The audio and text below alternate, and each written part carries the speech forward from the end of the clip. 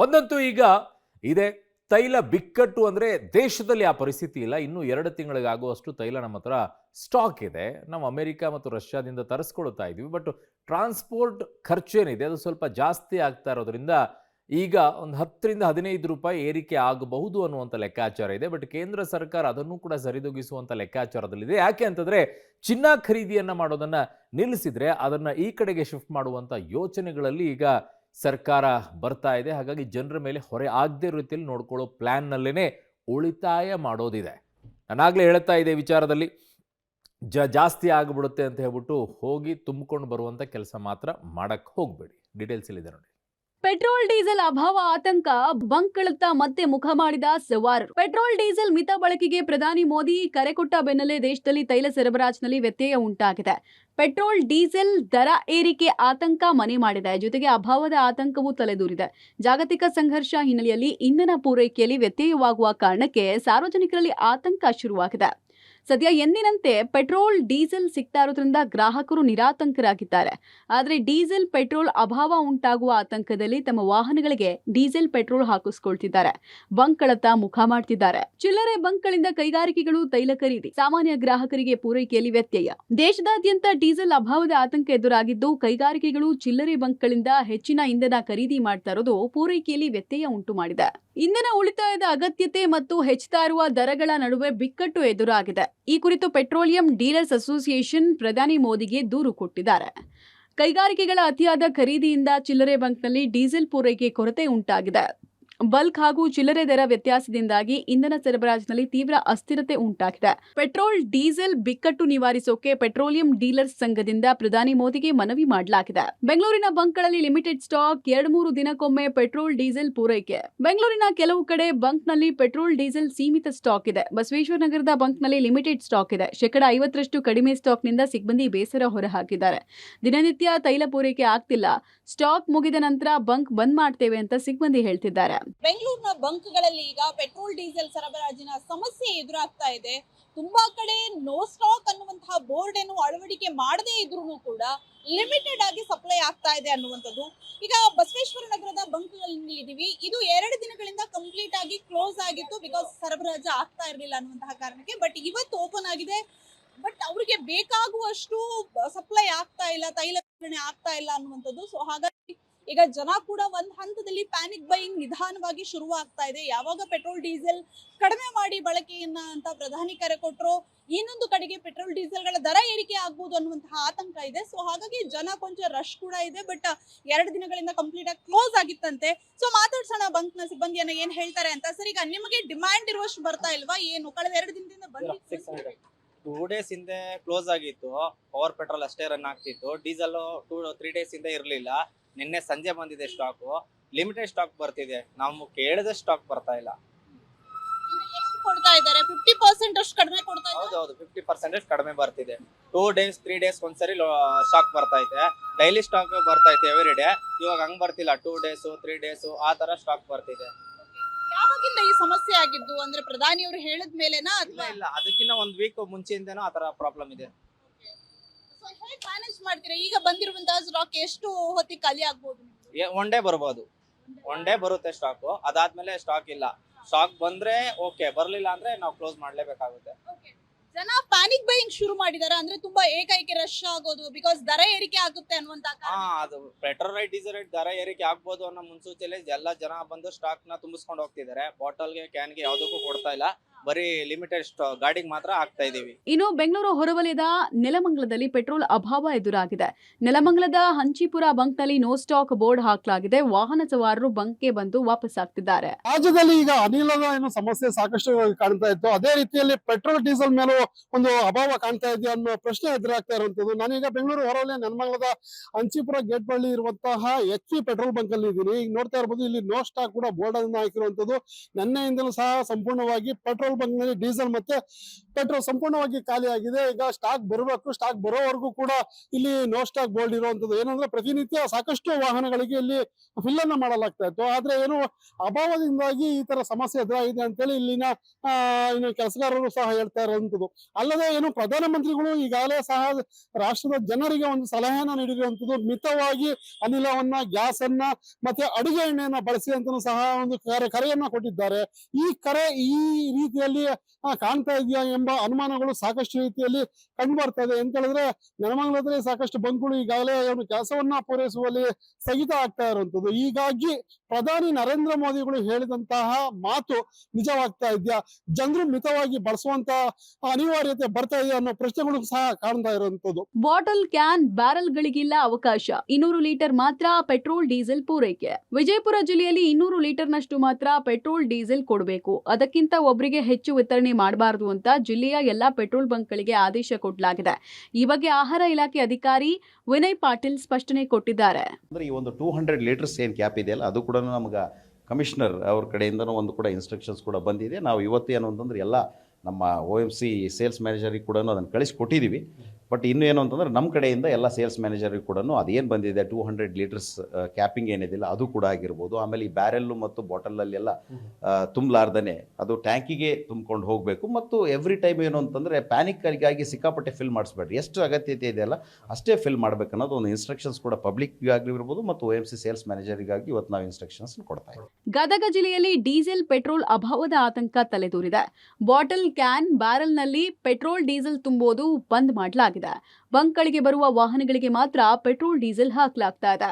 ಮಧ್ಯಪ್ರಾಚ್ಯದಲ್ಲಿ ನಡೆಯುವ ಯುದ್ಧದ ಪರಿಣಾಮದಿಂದ ಇಂಧನ ತೈಲಕ್ಕೂ ಕೂಡ ಅದರೊಂದು ಹೊಡೆತ ಬೀಳುವಂಥ ಸಾಧ್ಯತೆಗಳಿದೆ. ಹಾಗಾಗಿ ಗದಗ್ನಲ್ಲಿ ಪೆಟ್ರೋಲ್ ಬಂಕ್ಗಳ ಪರಿಸ್ಥಿತಿ ಹೇಗಿದೆ ಎನ್ನುವಂಥದ್ದನ್ನು ಕೂಡ ನಾವೀಗ ಪಬ್ಲಿಕ್ ಟಿವಿಯ ರಿಯಾಲಿಟಿ ಚೆಕ್ ಮೂಲಕ ತೋರಿಸುವಂಥ ಪ್ರಯತ್ನ ಮಾಡ್ತಿದ್ದೀವಿ. ನಮ್ಮ ಹಿಂಭಾಗದಲ್ಲಿ ನೋಡ್ತಿರೋದು ನಾವೀಗ ಗದಗ ನಗರದ ಮಹಾತ್ಮ ಗಾಂಧಿ ಸರ್ಕಲ್ ಬಳಿ ಇರುವಂಥ ಭಾರತ್ ಪೆಟ್ರೋಲಿಯಂ ಬಂಕ್ನಲ್ಲಿ ನಾವೀಗ ಇದ್ದೀವಿ. ಇಲ್ಲಿ ಸಾಕಷ್ಟು ಜನ ಬಂದು ಈ ಒಂದು ಪೆಟ್ರೋಲ್ ಹಾಗೂ ಡೀಸೆಲ್ಗಳನ್ನ ಹಾಕಿಸ್ಕೊಂಡು ಹೋಗುವಂಥದ್ದು ಕೂಡ ಈಗ ಕಂಡು ಬರ್ತಾ ಇರುವಂಥದ್ದು. ಆದರೆ ಪೆಟ್ರೋಲ್ ಮತ್ತು ಡೀಸೆಲ್ ಒಂದು ಕಡೆ ಮೋದಿಯವರು ಹೇಳ್ತಾರೆ ಇಂಧನ ತೈಲವನ್ನು ಕಡಿಮೆ ಬಳಕೆ ಮಾಡಿಕೊಳ್ಳಿ ಅನ್ನುವಂಥದ್ದು. ಆದ್ದರಿಂದ ಜನರಲ್ಲೂ ಕೂಡ ಒಂದು ರೀತಿ ಆತಂಕ ಎದುರಾಗಂತೂ ನಾವಿಲ್ಲಿ ಪೆಟ್ರೋಲ್ ಬಂಕ್ನಲ್ಲಿ ನೋಡ್ತಾ ಇದ್ವಿ. ಡೀಸೆಲ್ ಪೆಟ್ರೋಲ್ಗಳನ್ನು ಬ್ಯಾರಲ್ಲು ಮತ್ತು ಕ್ಯಾನ್ಗಳಲ್ಲಿ ಹಾಕುವುದಿಲ್ಲ, ವಾಹನಗಳ ಟ್ಯಾಂಕ್ಗಳಿಗೆ ಮಾತ್ರ ಹಾಕಿಸ್ತೀವಿ, ಗ್ರಾಹಕರು ಸಹಕರಿಸಬೇಕು ಅನ್ನುವಂಥದ್ದನ್ನು ಕೂಡ ಇಲ್ಲಿ ಬೋರ್ಡ್ಗಳನ್ನು ಹಾಕಿದ್ದಾರೆ. ಹಾಗಾಗಿ ಮೋದಿಯವರು ಕೂಡ ಒಂದು ಕರೆಯನ್ನು ಕೊಟ್ಟಿರುವಂಥದ್ದು, ಏನು ಕಡಿಮೆ ಇಂಧನ ತೈಲವನ್ನು ಬಳಕೆ ಮಾಡಿ ಅನ್ನುವಂಥದ್ದನ್ನು ಕೂಡ ಹೇಳಿಕೆಯಿಂದ ಮತ್ತೆ ಜನರಲ್ಲಿ ಒಂದು ರೀತಿ ಆತಂಕ ಎದುರಾಗಿರುವಂಥದ್ದು. ಈಗ ನಾವು ಡೀಸೆಲ್ನ ದರವನ್ನು ಕೂಡ ನಾವು ನೋಡುವಂಥ ಪ್ರಯತ್ನ ಮಾಡ್ತೀವಿ. ಇದು 1 ಲೀಟರ್ಗೆ 91 ರೂಪಾಯಿ 32 ಪೈಸೆ ಡೀಸೆಲ್ ದರ ಇರುವಂಥದ್ದು. ಆದರೆ ಈ ಪೆಟ್ರೋಲ್ ದರವನ್ನು ನೋಡಿದಾಗ 103 ರೂಪಾಯಿ 25 ಪೈಸೆ ಪೆಟ್ರೋಲ್ ದರ ಇದೆ. ಆದರೆ ಪೆಟ್ರೋಲ್ ಮತ್ತು ಡೀಸೆಲ್ ದರದಲ್ಲಿ ಯಾವುದೇ ರೀತಿಯಂಥ ಏರಿಕೆಯಾಗಿಲ್ಲ. ಆದರೆ ಮುಂದಿನ ದಿನಗಳಲ್ಲಿ ಪೆಟ್ರೋಲ್ ಮತ್ತು ಡೀಸೆಲ್ನ ಒಂದು ಅಭಾವ ಎದುರಾಗುವಂತಹ ಸಾಧ್ಯತೆಗಳು ಕೂಡ ಈಗ ಎದುರಾಗಿರುವಂಥದ್ದು. ಪೆಟ್ರೋಲ್ ಬಂಕ್ ಮಾಲೀಕರಿಗೆ ಮಿತ ಬಳಕೆಗೆ ಆದೇಶ ಕೊಟ್ಟ ಬೆನ್ನಲ್ಲೇ ಬೀದರ್ನ ಎಲ್ಲಾ ಭಾರತ್ ಪೆಟ್ರೋಲ್ ಬಂಕ್ಗಳ ಮಾಲೀಕರು ಮಿತವಾಗಿ ತೈಲ ಹಾಕ್ತಿದ್ದಾರೆ. 200 ಲೀಟರ್ಗಿಂತ ಹೆಚ್ಚಿನ ಡೀಸೆಲ್ ಪೆಟ್ರೋಲ್ ನೀಡೋದಕ್ಕೆ ಬ್ರೇಕ್ ಹಾಕಿದ್ದಾರೆ. ಗಡಿ ಜಿಲ್ಲೆ ಬೀದರ್ಲು ಕೂಡ ಒಂದು ಮಿತವಾಗಿ ಪೆಟ್ರೋಲ್ ಅನ್ನ ಈಗ ಹಾಕುವಂತ ಕೆಲಸಕ್ಕೆ ಮುಂದಾಗಿದ್ದಾರೆ. ನಾವೀಗ ಬೀದರ್ ನಗರದ ಭಾರತ್ ಪೆಟ್ರೋಲ್ ಬಳಿ ಇದೀವಿ. ಭಾರತ್ ಪೆಟ್ರೋಲ್ ಪಂಪ್ ಬಳಿ ಯಾವ ರೀತಿ ಈಗಾಗಲೇ ಬಹುತೇಕ ಇಲ್ಲಿ ಏನು ಈಗ ನರೇಂದ್ರ ಮೋದಿ ಅವರು ಹೇಳಿದ್ದಾರೆ ಅದೇ ಪ್ರಕಾರವಾಗಿ 200ಕ್ಕೂ ಅಧಿಕ ಲೀಟರ್ ಅನ್ನ ಈಗ ಅಂದ್ರೆ ಹಾಕೋದನ್ನ ನಿಲ್ಲಿಸಿದ್ದಾರೆ. ಮೊದಲು ಎಷ್ಟು ಬೇಕಷ್ಟು ಹಾಕ್ತಾ ಇದ್ರು, ಅಂದ್ರೆ ಗಾಡಿಗಳಲ್ಲಿ ಬೇರೆ ದೊಡ್ಡ ಭಾರಿ ವಾಹನಗಳು ಬಂದ್ರು ಕೂಡ ಎಷ್ಟು ಅಂದ್ರೆ 500-1000 ಲೀಟರ್ ಹಾಕ್ತಾ ಇದ್ರು. ಆದ್ರೆ ಈಗ 200 ಲೀಟರ್ ಮಾತ್ರ ಹಾಕ್ತಾ ಇದ್ದಾರೆ. ಗಾಡಿಗಳಿಗೆ ಎಂದಿನಂತೆ ಕಡಿಮೆ ಪ್ರಮಾಣದಲ್ಲೂ ಕೂಡ ಅವರು ಹಾಕ್ತಾ ಇದ್ದಾರೆ. ಜೊತೆಗೆ ಏನಂದ್ರೆ ಇಲ್ಲಿನ ಏನು ಒಂದು ಅಂದ್ರೆ ಅಲ್ಲಿ ಮೆಸೇಜ್ ಪ್ರಕಾರ ಭಾನುವಾರ ರಜೆ ಇದೆ ಅನ್ನುವಂತ ಮಾತನ್ನು ಹೇಳ್ತಾ ಇದ್ರು. ಆದ್ರೆ ಭಾನುವಾರ ಯಾವುದೇ ರೀತಿಯ ರಜೆ ಇಲ್ಲ ಅನ್ನುವಂಥದ್ದು ಈಗ ಹೇಳ್ತಾ ಇದ್ದಾರೆ ಇಲ್ಲಿನ ಸಿಬ್ಬಂದಿಗಳು ಮತ್ತು ಇಲ್ಲಿನ ಮ್ಯಾನೇಜರ್ಗಳು. ಅಂದ್ರೆ ಪ್ರಮುಖವಾಗಿ ಕ್ಯಾನ್ಗಳಾಗಿರ್ಬೋದು, ಬಾಟಲ್ಗಳಾಗಿರ್ಬೋದು, ಈ ರೀತಿ ತಂದ್ರೆ ಬಹುತೇಕ ಅದನ್ನ ಏನು ಅವರು ಆಗ್ತಾ ಇಲ್ಲ. ಅದರಲ್ಲೂ ಹಾಕಿದ್ರೆ ಜಾಸ್ತಿ ಅಂದ್ರೆ 10 ಲೀಟರ್ 20 ಲೀಟರ್ ಹಾಕ್ಬೋದು. ಆದ್ರೆ ಬದಲು ಕ್ಯಾನ್ಗಳಲ್ಲಿ ಬಹುತೇಕ ಈ ಟ್ರ್ಯಾಕ್ಟರ್ ಗಳಿಗೆ ಆಗಿರ್ಬೋದು, ಕೈಗಾರಿಕಾ ಪ್ರದೇಶಗಳಿಗೆ ಆಗಿರ್ಬೋದು, ಎಲ್ಲ ಕಡೆ ಕ್ಯಾನ್ನಲ್ಲಿ ಬಹುತೇಕ 400-500 ಲೀಟರ್ ತಗೊಂಡು ಹೋಗ್ತಾ ಇದ್ರು. ಅದಕ್ಕೆ ಇವಾಗ ಬ್ರೇಕ್ ಹಾಕಲಾಗಿದೆ. ಬಹುತೇಕ ಏನು ಎಷ್ಟು ಲಿಮಿಟ್ ಅಂದ್ರೆ 200ಕ್ಕೂ ಅಧಿಕ ಲೀಟರ್ನ ಯಾರಿಗೂ ಆಗ್ತಾ ಇಲ್ಲ. ಮತ್ತೆ ಕ್ಯಾನ್ಗಳಲ್ಲಿ ಅದರಲ್ಲೂ ಪ್ರಮುಖವಾಗಿ ಬಾಟಲ್ಗಳಲ್ಲಿ ಏನು ಕಡಿಮೆ ಪ್ರಮಾಣದಲ್ಲಿ ಈಗ ಏನು ಒಂದು ಪೆಟ್ರೋಲ್ ಡೀಸೆಲ್ ಅನ್ನ ಹಾಕ್ತಾ ಇದ್ದಾರೆ. ರಾಯಚೂರಿನಲ್ಲಿ ಎಂದಿನಂತೆ ಪೆಟ್ರೋಲ್ ಡೀಸೆಲ್ ಸಿಗ್ತಾ ಇರೋದ್ರಿಂದ ಗ್ರಾಹಕರು ಸದ್ಯ ನಿರಾತಂಕವಾಗಿದ್ದಾರೆ. ಆದರೆ ಮುಂದೆ ಅಭಾವ ಉಂಟಾಗುವ ವದಂತಿಗಳಿಂದ ಜನ ತಮ್ಮ ವಾಹನಗಳಿಗೆ ಹೆಚ್ಚು ಡೀಸೆಲ್ ಪೆಟ್ರೋಲ್ ಹಾಕಿಸಿಕೊಳ್ತಿದ್ದಾರೆ. ಈ ಮಧ್ಯೆ ಅನಗತ್ಯ ಓಡಾಟ ಕಡಿಮೆ ಮಾಡಬೇಕು ಅಂತ ಸಾರ್ವಜನಿಕರು ಆತಂಕ ವ್ಯಕ್ತಪಡಿಸಿದ್ದಾರೆ. ನಾವೀಗ ರಾಯಚೂರು ನಗರದ ಸ್ಟೇಷನ್ ರಸ್ತೆಯಲ್ಲಿ ಇರ್ತಕ್ಕಂಥ ಒಂದು ಪೆಟ್ರೋಲ್ ಬಂಕ್ ಅಲ್ಲಿ ಇರುವಂತದ್ದು ನಾವಿಲ್ಲಿ ನೋಡ್ತಾ ಇದ್ದೀವಿ. ಯಾವುದೇ ರೀತಿಯಾದಂಥ ರಶ್ ಇಲ್ಲಿಲ್ಲ.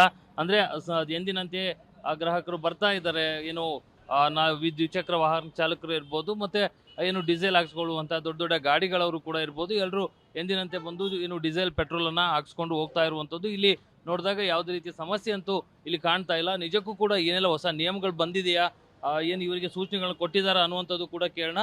ಇಲ್ಲಿನ ಸಿಬ್ಬಂದಿಯನ್ನು ನಾವು ಮಾತಾಡ್ಸೋಣ. ಸರ್, ಈಗ ಬಂಕಿಗೆ ಡೀಸೆಲ್ ಮತ್ತು ಪೆಟ್ರೋಲ್ದು ಸ್ಟಾಕ್ ಕರೆಕ್ಟ್ ಆಗಿದೆಯಾ, ಕರೆಕ್ಟಾಗಿ ಬರ್ತಾ ಇದೆಯಾ? ಕರೆಕ್ಟಾಗಿ ಬರ್ತದೆ ಸರ್, ಏನು ತೊಂದರೆ ಇಲ್ಲ. ಜನ ಭಯ ಭೀತಿ ಬಿದ್ದಿದ್ದಾರೆ, ಅದರಲ್ಲಿ ಏನು ಪ್ರಾಬ್ಲಮ್ ಇಲ್ಲ. ಸ್ಟಾಕ್ ಚೆನ್ನಾಗಿ ಬರ್ತದೆ, ಯಾವುದೇ ಪ್ರಾಬ್ಲಮ್ ಇಲ್ಲ. ಈಗ ಲಿಮಿಟ್ ಏನಾದರೂ ಮಾಡಿದಿರಾ ಬೈಕ್ಗಳಿಗಾಯಿತು ಅಥವಾ ದೊಡ್ಡ ವಾಹನಗಳಿಗೆ ಡೀಸೆಲ್ ಇಂತಿಷ್ಟೇ ಹಾಕಬೇಕು ಅನ್ನೋಂಥದ್ದು? ಇಲ್ಲ ಸರ್, ಏನು ಲಿಮಿಟ್ ಏನಿಲ್ಲ. ಎಷ್ಟು ಬಂದರೆ ಹಾಕೋಬೋದು, ಎಷ್ಟು ಹಾಕ್ಬೋದು.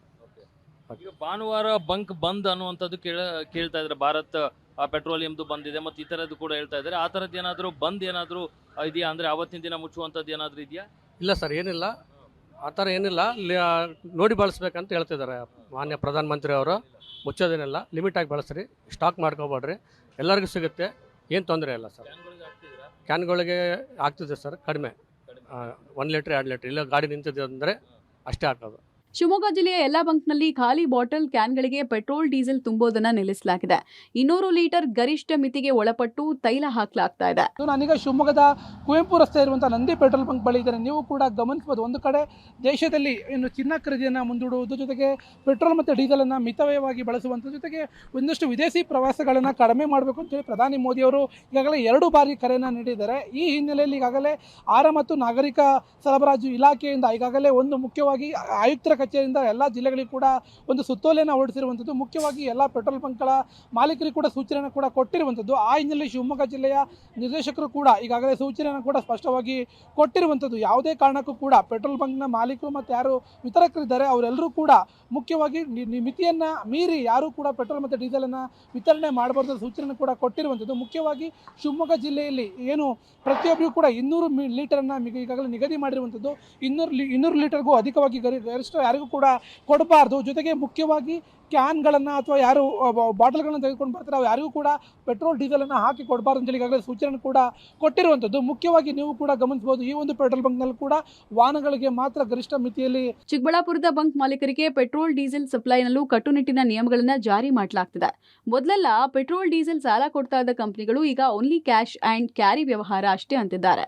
ದುಡ್ಡು ಹಾಕಿದ್ರೆ ಮಾತ್ರ ಪೆಟ್ರೋಲ್ ಡೀಸೆಲ್ ಸಪ್ಲೈ ಕೊಡ್ತಿದ್ದಾರೆ. ಬೇಕಾದಷ್ಟು ಪೆಟ್ರೋಲ್ ಡೀಸೆಲ್ ಸಿಗದೆ ಮಾಲೀಕರು ಪರದಾಡುವಂತಾಗಿದೆ. ಪೆಟ್ರೋಲ್ ಹಾಗೂ ಡೀಸೆಲ್ ಅನ್ನ ಮಿತವಾಗಿ ಬಳಸಿ ಅಂತೇಳಿ ಇವತ್ತು ಪ್ರಧಾನಮಂತ್ರಿ ನರೇಂದ್ರ ಮೋದಿ ಅವರು ಇವತ್ತು ದೇಶದ ಜನತೆಗೆ ಕರೆ ಕೊಡ್ತಾ ಇದ್ದಾರೆ. ಇದರ ನಡುವೆ ಕೂಡ ಇವತ್ತು ದೇಶದಲ್ಲೂ ಕೂಡ ಇವತ್ತು ಇಂಧನಕ್ಕೆ ಅಭಾವ ಸೃಷ್ಟಿಯಾಗ್ತಾ ಮತ್ತೊಂದು ಕಡೆ ರೇಟ್ ಜಾಸ್ತಿ ಆಗುತ್ತಾ ಅನ್ನೋ ಆತಂಕ ಕಾಡ್ತಾ ಇದೆ. ಇವತ್ತು ಚಿಕ್ಕಬಳ್ಳಾಪುರ ತಾಲೂಕಿನ ಮಂಚನಹಳ್ಳಿಯ ಒಂದು HP ಪೆಟ್ರೋಲ್ ಬಂಕ್ ನಲ್ಲಿ ನಾನಿದ್ದೀನಿ. ಇವತ್ತು ಯಥಾವತ್ತಾಗಿ ಇವತ್ತು ಪೆಟ್ರೋಲ್ ಡೀಸೆಲ್ ಪೂರೈಕೆ ಆಗ್ತಿದೆ, ಗ್ರಾಹಕರು ಬಂದು ಹಾಕ್ಸ್ಕೊಳ್ತಾ ಇರುವಂತದ್ದು ಸಾಮಾನ್ಯವಾಗಿದೆ. ಆದ್ರೆ ಇವತ್ತು ಪೆಟ್ರೋಲ್ ಮತ್ತು ಡೀಸೆಲ್ ನ ಸಪ್ಲೈ ಏನಿದೆ ಅದರಲ್ಲಿ ಬಹಳಷ್ಟು ವ್ಯತ್ಯಯಗಳಾಗ್ತಿದೆ ಅನ್ನೋದು. ಮತ್ತೊಂದು ಕಟ್ಟುನಿಟ್ಟಿನ ನಿಯಮಗಳನ್ನ ಈಗ ಅನುಸರಿಸಲಾಗ್ತದೆ. ಮೊದಲು ಯಾವಾಗ ಬೇಕಾದ್ರೂ ಲೋಡ್ ಕೊಡ್ತಾ ಇದ್ರು, ಕ್ರೆಡಿಟ್ ಸಾಲ ಕೊಡ್ತಾ ಇದ್ರು.